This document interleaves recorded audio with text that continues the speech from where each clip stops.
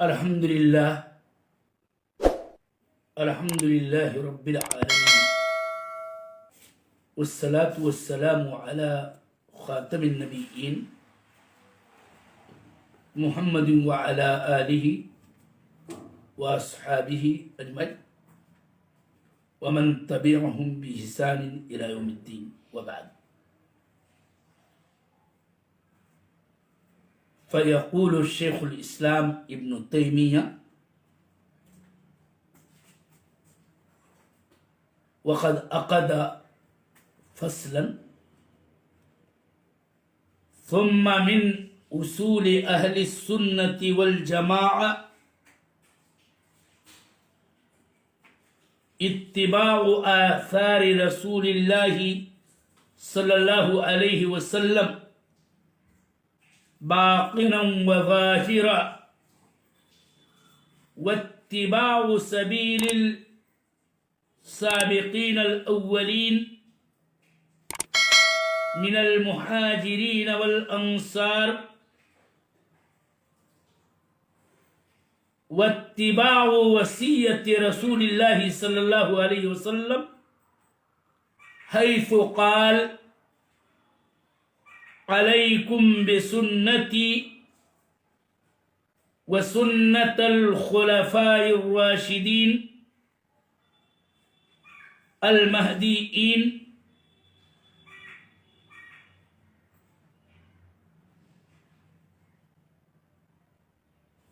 من بعدي وتمسكوا بها وعضوا عليها بالنواجذ وإياكم ومحدثات الأمور فإن كل بدعة ضلالة. انتہا.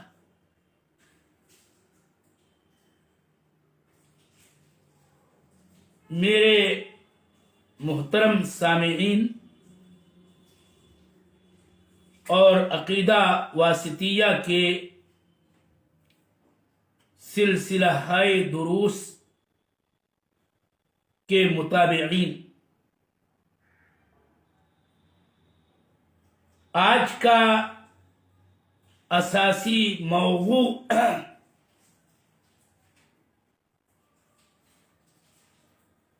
اہل سنت والجماعت کا یہ اہم اصول ہے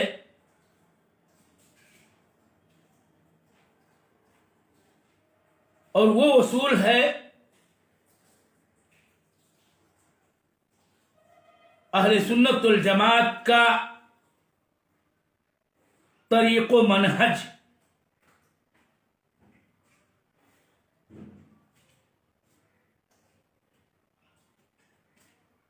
اور یہاں پر در حقیقت شیخ الاسلام ابن تیمیہ رحمہ اللہ نے قدر تفصیل کے ساتھ یہ اعتقادی امور میں اہل سنت والجماعت کے عقائد و مناہج یا عقیدہ و منہج و منہاج کے بیان کے بعد اہل سنت والجماعت کا عام منہج و طریق بیان کرنا چاہتے ہیں اور ان کا وہ منہج تمامی امور دین سے متعلق ہے. اس کا تعلق اعتقادیات سے ہو، عبادات سے ہو، معاملات سے ہو، اخلاقیات سے ہو، دعوت اللہ سے ہو. ان تمام میں اہل سنت والجماعت کا منہاج و طریق اس عبارت کے اندر بڑی ہی جامعیت کے ساتھ بیان کیا ہے۔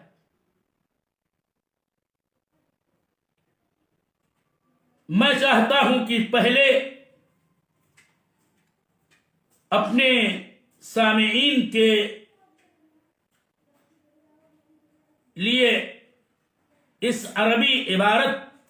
کی ترجمانی کر دوں۔ ترجمہ پیش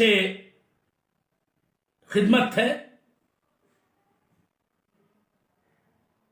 اس خاص فصل میں شیخ الاسلام ابن تیمیہ کہتے ہیں کہ پھر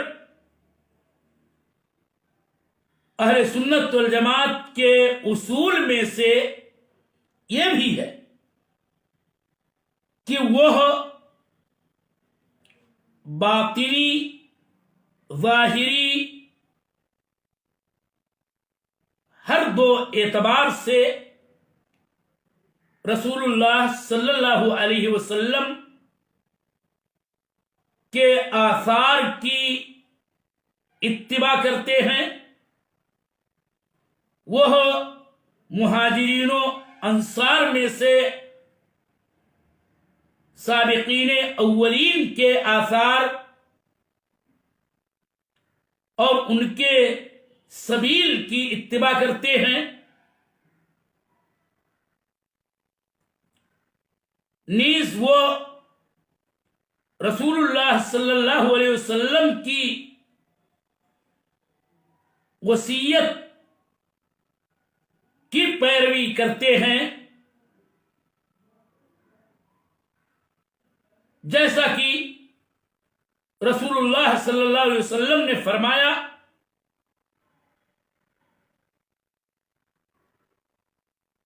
اور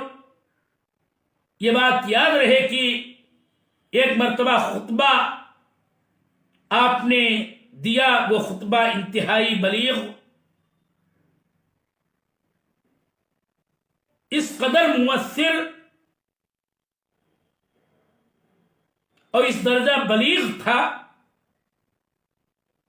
کہ سننے والوں کی آنکھیں اشکبار ہو گئی تھیں، دل دہل گئے تھے۔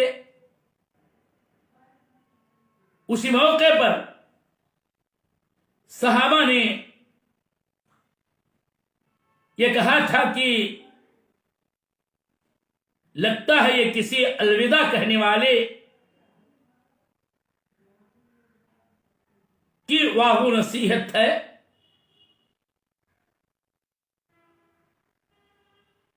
انہوں نے رسول اللہ صلی اللہ علیہ وسلم سے کہا کہ آپ ہمیں وصیت کر دیجیے۔ یہ حدیث عباد ابن ساریہ کی در حقیقت ہے۔ اسی وصیت پر مبنی حدیث میں یہ وصیت تھی کہ آپ نے فرمایا، شیخ الاسلام ابن تیمیہ نے یہی اس کا یہاں ذکر کیا ہے اور اسی قدر کا میں ترجمہ کر رہا ہوں۔ حیث قال، آپ نے فرمایا تھا اپنی وصیت میں، علیکم بسنتی وسنت الخلفاء الراشدین المہدیین من بعدی، کہ تم لوگ میری سنت کی اتباع و پیروی کو لازم پکڑو اور میرے بعد ہدایت یافتہ خلفائے راشدین کی سنت اپناؤ، تمسکو بہا، اس کو تھام لو، وعضوا علیہا بالنواجس، اور داڑھ کے دانتوں سے اس کو مضبوطی سے پکڑ لو، یعنی اسی کو اچھی طرح اپنا لو۔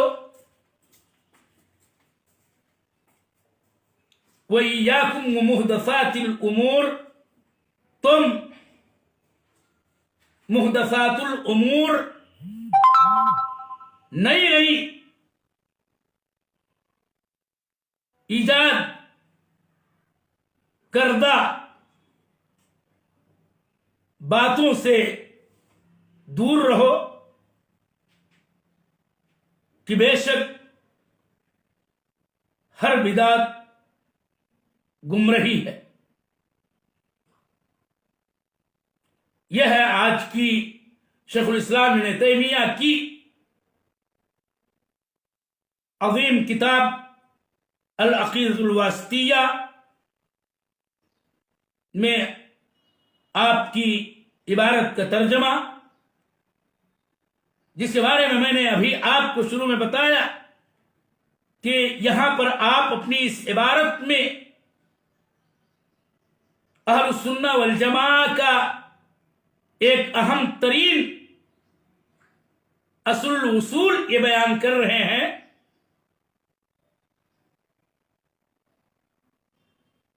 کہ خواہ معاملہ دین کا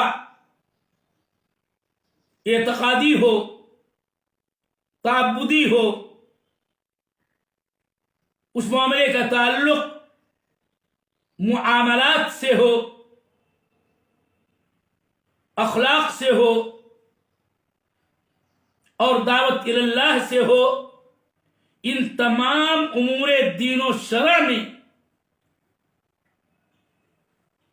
اہل سنت والجماعت کا منہج اتباع۔ کس چیز کی اتباع؟ رسول اللہ صلی اللہ علیہ وسلم کے آثار کی پیروی، مہاجرین و انصار میں کے سابقین اولین کی راہ، ان کے طریق، ان کے منہج کی پیروی، اور ساتھ ساتھ وصیت نبی صلی اللہ علیہ وسلم کی پیروی، کہ جس وصیت کے یہ عظیم کلمات تھے کہ جب دینی مسائل کے اندر اختلافات رونما ہوں تو تم میری سنت کی پیروی کرنا، میرے بعد کے خلفائے راشدین مہدیین، رشد و ہدایت یافتہ خلفاء کی سنت کی پیروی کرنا اور اسے مضبوطی سے تھامنا۔ وصیت کے الفاظ و کلمات کا آخری حصہ یہ تھا کہ تم لوگ دینی امور میں نو ایجاد باتوں، کاموں، طریقوں سے اجتناب کرنا کہ ہر بدعت گمراہی ہے۔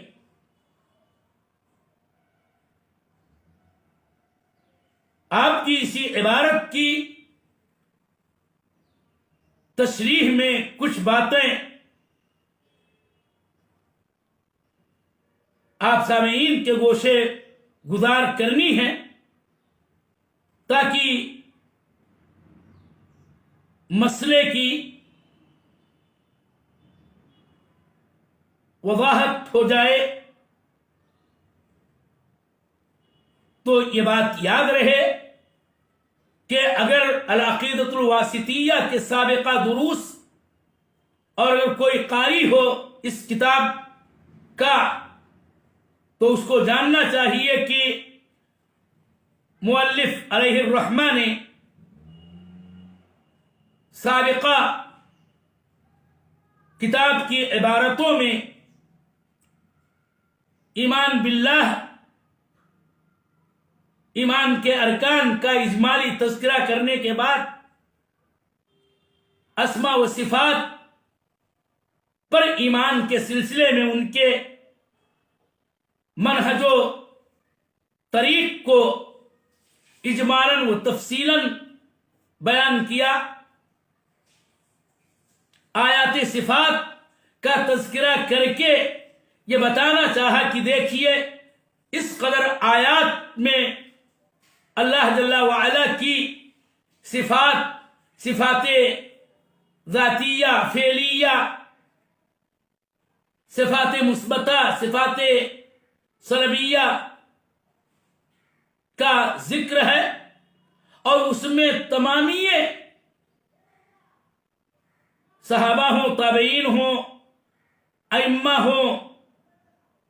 محدثین ہوں، فقہا ہوں، کتاب و سنت کی راہ پہ چلنے والے تمام کے تمام ہر دور میں ان صفات پر بلا تحریف و تعطیل، بلا تکیف و تمثیل ایمان رکھتے رہے۔ اور یاد رہے کہ آپ نے یہ بھی بتانا چاہا کہ اسماء و صفات کا مصدر کتاب و سنت ہی ہے، اسی لیے فصل فی السنہ میں احادیث۔ اس کے بعد بعض اہم مباحث ایمان کا تذکرہ کیا، اہم ترین صفات باری تعالی کا ذکر الگ الگ فصل قائم کر کے کیا، ایمان بالیوم الآخر کو قدر تفصیل سے بیان کیا، تقدیر پر ایمان کی بڑی جامع معنی بحث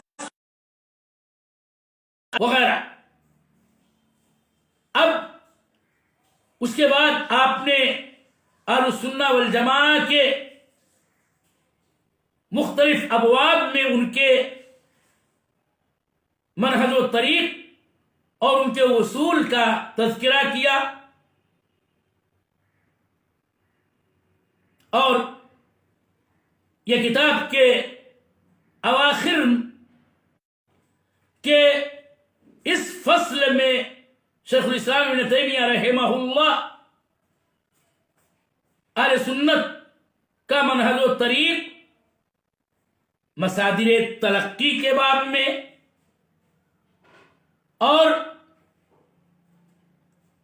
ان تمام امور دین میں جن کا تعلق خواہ یہ اعتقادات سے ہو، عبادات سے ہو، تعامل و معاملات سے ہو، اخلاق اور دعوت اللہ سے ہو، ان تمامی امور میں وہ رسول اللہ صلی اللہ علیہ وسلم کے آثار کی، السابقون الاولون صحابہ رضی اللہ تعالی عنہم کے سبیل کی پیروی، اور اسی طرح سے ان تمامی ابواب میں رسول اللہ صلی اللہ علیہ وسلم کی وصیت کی پیروی ہی ان کا منہج و طریق ہے۔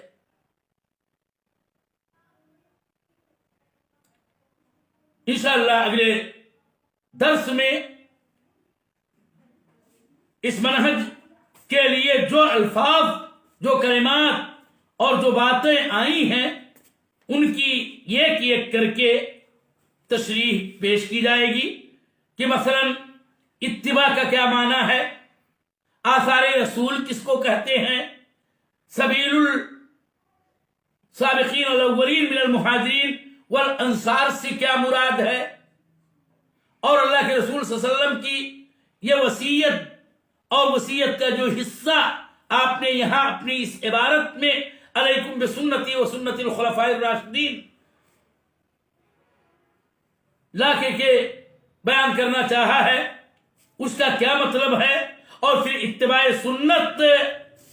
کا معنی حقیقت میں کیا ہے، وَإِيَّاكُمْ وَمُحْدَثَاتِ الْأُمُورِ سے کیا منہج و طریق معلوم ہوتا ہے کہ جس میں اصلاً بدعات و احوا سے مکمل طور پر اجتناب ہونا چاہیے کہ امور دین میں کوئی نئی بات یہ احداث فی الدین اور ابتداء فی